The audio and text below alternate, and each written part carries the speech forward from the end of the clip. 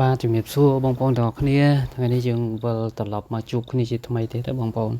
ថ្ងៃនេះខ្ញុំចង់លើកពាក្យមួយឃ្លាដែលគេធ្លាប់និយាយណាបងប្អូនគេថាអីអាសម្បត្តិត្រឹមតែអ្នកស្រែចំគោចំ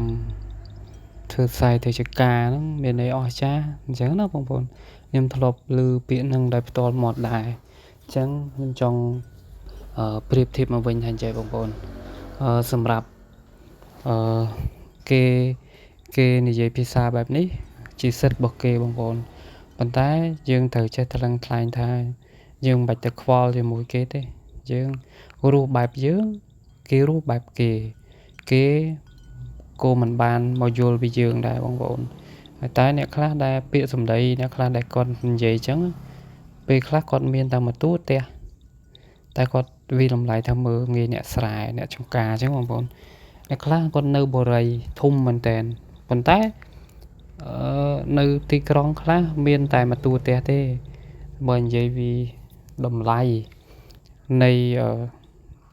ការរស់នៅវាខុសគ្នាឆ្ងាយពីយើងអ្នកស្រែអ្នកចំការចំគោចំបវៃណាបងប្អូន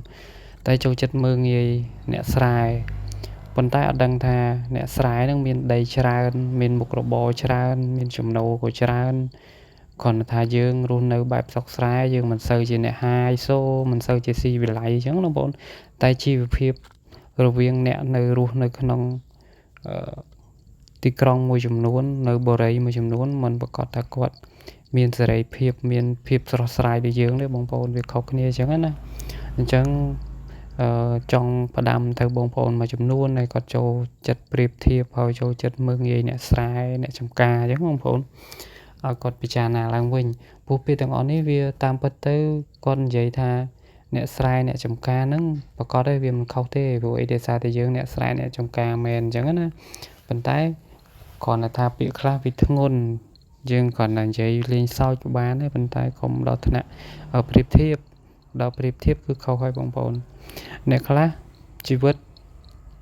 មួយចំនួនគាត់ចង់បានជីវិតបែបយើងអញ្ចឹងវិញទៅប្រការរស់នៅក្នុងទីក្រុងឬក៏នៅក្នុងផ្ទះបរិយរបស់គាត់វាមានភាពធុញទ្រាន់វាវិលទៅវិលមកនៅតែម្លុកហ្នឹងណាសូម្បីតែរកតែដីដើរទៅណាឆ្ងាយមិនបានអញ្ចឹងណាយើងជីវិតអ្នកស្រែអ្នកចំការយើងមានសេរីភាពជាងយើងចង់ទៅណាដើរហើរមកណាក៏បានមានសេរីភាពស្រួលនេះគ្រាន់តែជាខ្ញុំចង់លើកឡើងថាចូលយើងកុំប្រៀបធៀបជីវិតយើងនឹងជីវិតគេការរស់នៅវាផ្សេងគ្នាអញ្ចឹងបងប្អូនហើយមិនបាច់តូចចិត្តថាខ្ញុំកើតមកជាអ្នកស្រែអ្នកចំការអត់ទេបងប្អូនឲ្យតែយើង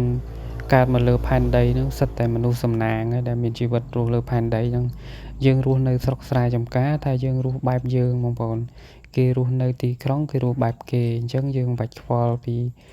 អ្នកដែលនិយាយហ្នឹងទេធ្វើម៉េចឲ្យតែចិត្តយើង